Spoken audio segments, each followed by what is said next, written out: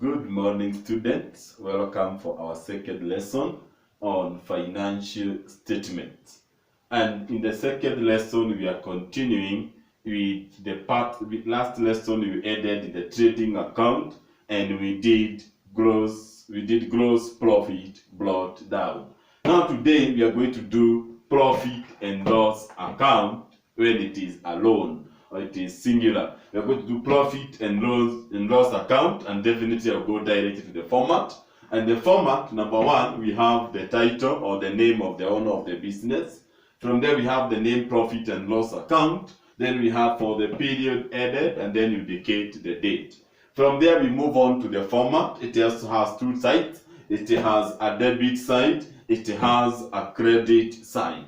On the debit side, you indicate all the expenses that are available, and I've just given a few examples of expenses available in my business. Number one is the carriage outwards. Remember, we said carriage outwards are expenses on sales. We have said rent, electricity, insurance, bank rate. We have sundry expenses. We have salary. We have wages. We have discount allowed. We have commission allowed. You can have different expenses depending with the different businesses. Then you come up with a total. You make sure you have a subtotal of all the expenses, and please don't underline. We have a subtotal of the expenses, and please don't underline. Then from there we come to this side. Our business had gross profit brought down. Remember, I said a business can either have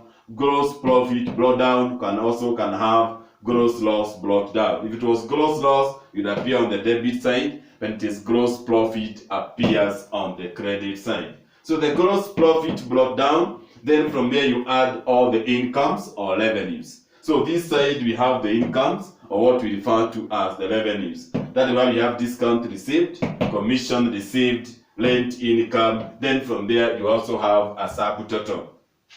Then from this subtotal, you minus the subtotal you had on this side. The subtotal on the credit side minus the subtotal on the debit side. Or you take the greater one, you minus the lesser one. After that, you're going to get net profit carried down. You get the net profit carried down. After the net profit carried down, you total both sides. And after you total both sides, you get the grand total, which you have a double line down there. You have a double line. After the double line, you have the net profit brought down. This net profit brought down is the net profit which you're going to add to the capital. You're going to add to the capital. I want to continue with the trading profit and loss account.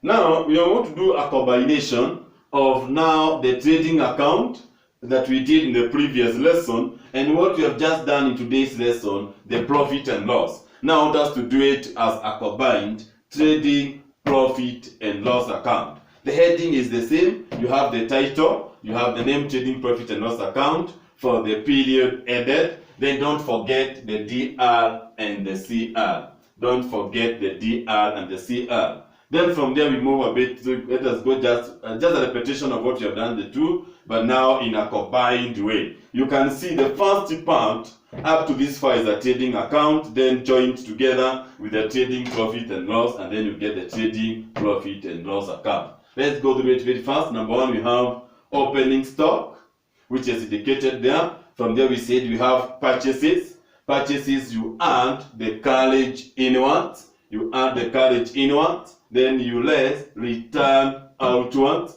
You get the net purchases. The net purchases you add to the opening stock, which you get the GAF or the cost goods available for sale. You get the goods available for sale. Then from there you less the closing stock. You less the closing stock. After lessing the closing stock, you're going to get cost of sales. You get the cost of sale, which in another term we call it the cost of goods sold, which you get it there. Remember, when you get here, you move to this side.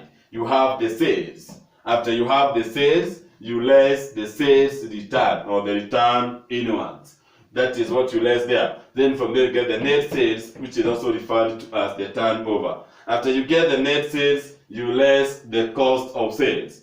The net sales, you less the cost of sales. From there you get the gross profit carried down. You get the gross profit carried down. After you get the gross profit carried down, you total both sides. The totals of both sides must be the same. Remember, these are the totals of the trading account. Then from there, remember, you carried down a gross profit, you bring down the gross profit, which is you bring down the gross profit on the credit side. Then from there, on the debit side, you write the expenses. On the credit side, you write the incomes or the revenues. You can see I have carriage outwards, I have rent, I have salary, discount allowed, commission. Then from there, I have a subtotal of the expenses, a subtotal of my expenses.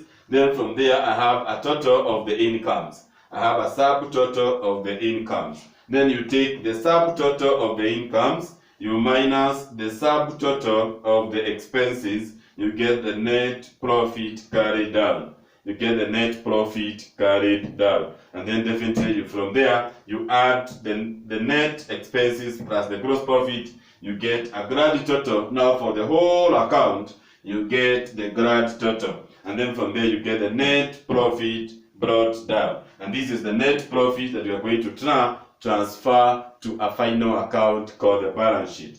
Just one thing to remind you, a business can either have profit or loss. If it was loss, it will appear on the credit side. When it is profit, it will appear on the carry down, it will appear on the debit side. Thank you so much for our lesson. Let's meet next lesson on ratios. Thank you.